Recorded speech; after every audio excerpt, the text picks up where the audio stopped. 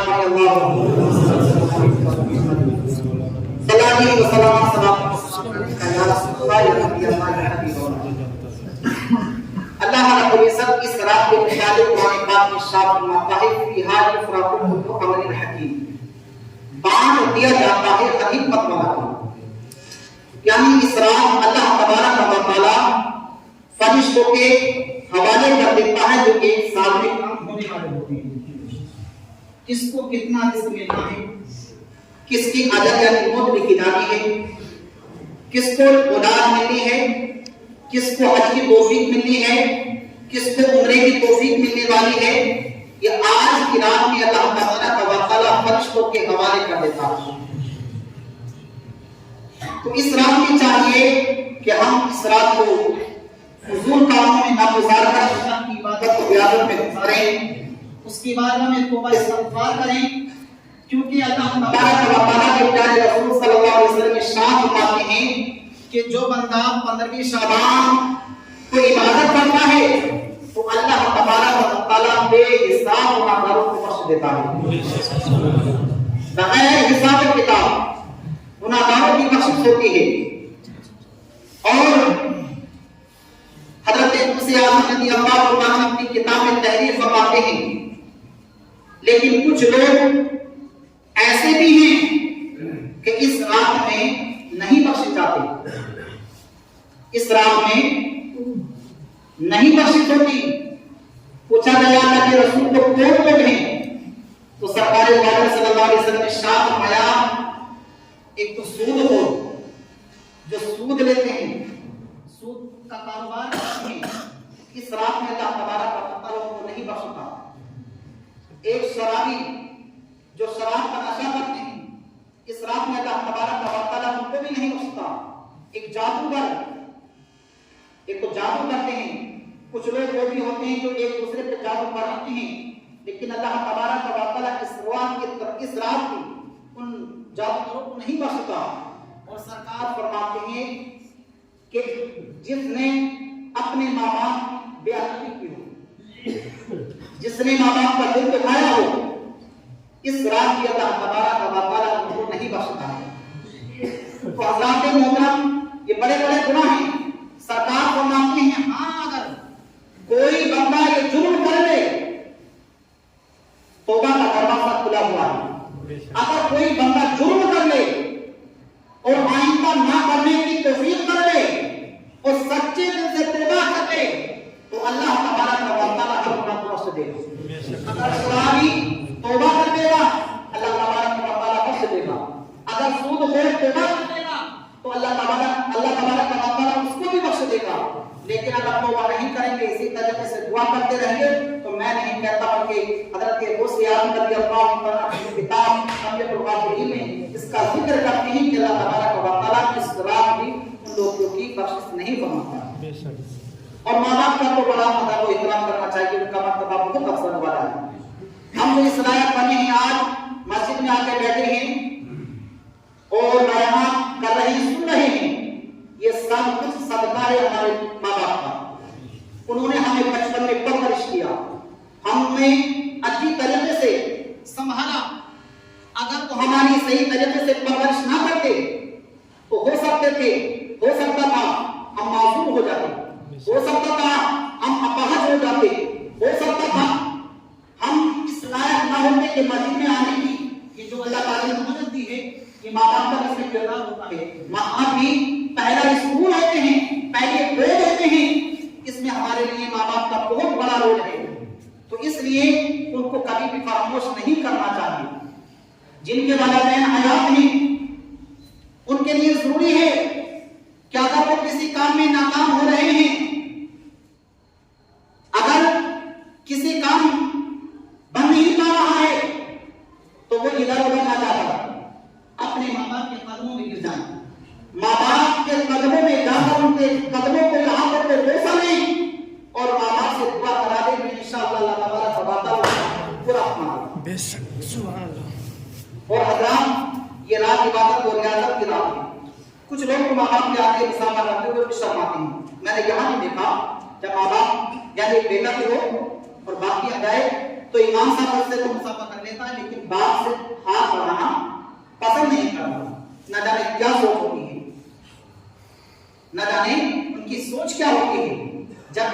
मुसाफा एक दुआ है, मुसाफा एक मग़फ़िरत की दुआ है, एक दूसरे से मुसाफा करना चाहिए।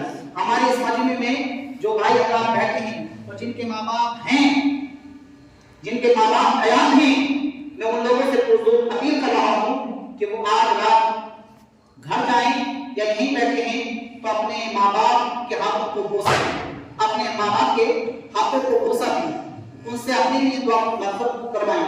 अगर कोई आपस में रंजिश है उस रंजिश को दूर कर दें। और जिनके वालिदैन हैं हयात नहीं यानी गुजर चुके हैं तो उन लोगों के लिए जरूरी है कि वो अपनी माँ बाप की कब्र पर जाएं। अगर कब्र का पता ना हो तो कब्रिस्तान में चले जाएं, अगर कब्रिस्तान का भी पता ना हो तो मस्जिद में बैठकर अपने माँ बाप का नाम लेकर दुआ कर देंगे तो इंशाअल्लाह तबारक व तआला उनकी भी मग़फ़िरत फरमा देगा और उनसे उनके माँ बाप राज़ी हो जाएंगे। क्योंकि आज जो शब बरात है, कई रोज बताते हैं उलमा इकराम जैसे जुमे की रात है, शब बरात की रात है या ईद की रात आती है, इस रात में रूहें अपने अपने घरों पर आती हैं। उलमा इकराम बयान करते हैं जो इंसान गुजर जाते हैं तो वो शब बरात की रात में, जुमे की रात में या जो ईद की रात आती है उस रात में और भी कई रातें हैं, रूहें अपने अजीजों के पास आती हैं और अजीजों के पास आकर देखती हैं कि हमारे लिए क्या करते हैं। हम तो चले गए, सब कुछ छोड़कर तुम्हारे हमारे चले गए, लेकिन तुम हमारे लिए क्या करते हो। अगर वो बंदा या उसका कोई अजीज उसके लिए दुआ करता है तो रूहें खुश जाती है और उसके लिए दुआ करती है। और कोई बंदा अपने अजीज व क़रीब के लिए कुछ नहीं करता तो रूहें मायूस पलट कर जाती है, मायूस पलट कर जाती है। और माज़अल्लाह उलमा इकराम बयान करते हैं कि उसके लिए अच्छे शब्द नहीं, उसके लिए दुआ नहीं, बल्कि उससे नाराज होकर चली जाती है।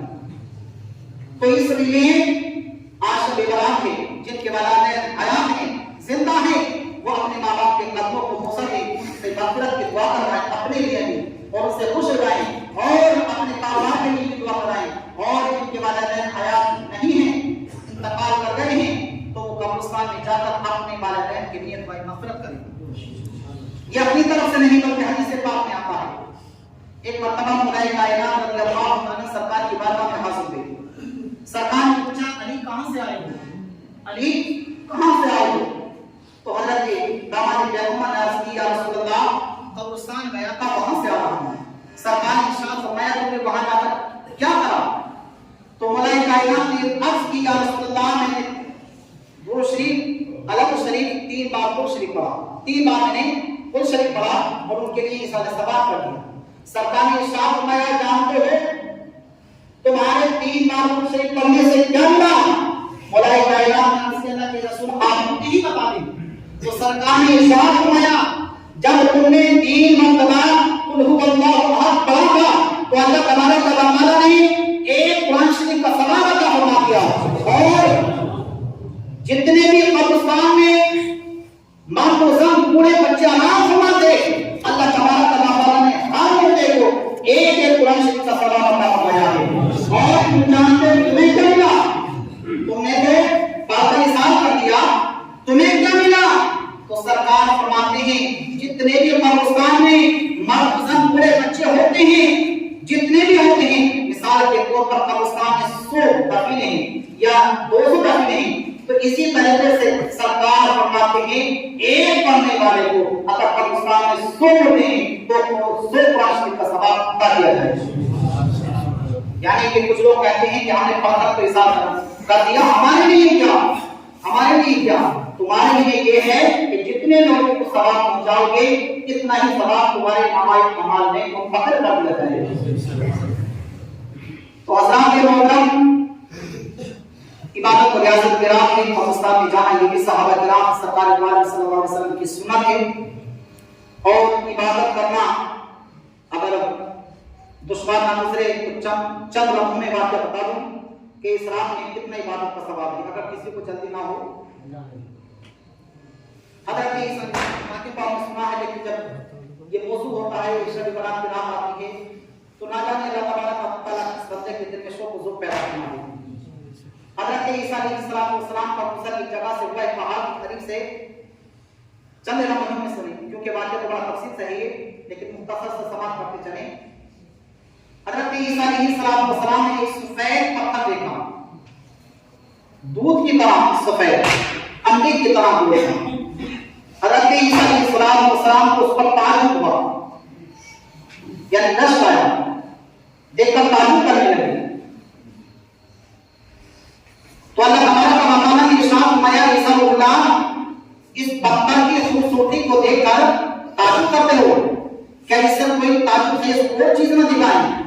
حضرت عیسیٰ علیہ السلام نے عرض کیا تھا کہ رسول کو بھی بتا یا الہ العالمین کو بھی بتا۔ اچانک وہ پتھر پھٹا، اچانک وہ پتھر پھٹ جاتا ہے، اور پھٹنے کے بعد اس میں ایک بزرگ تشریف لائے جن کے ہاتھ میں ایک بزرگ کی شاخ تھی، ایک طرف ندی بہ رہی تھی۔ حضرت عیسیٰ علیہ السلام اس بزرگ سے کہا کہ آپ یہاں کیا کر رہے تھے؟ انہوں نے کہا میں یہاں عبادت کر رہا ہوں۔ عیسیٰ علیہ السلام نے پوچھا کہ آپ کب سے عبادت کر رہے ہیں؟ انہوں نے کہا کہ میں موسیٰ علیہ السلام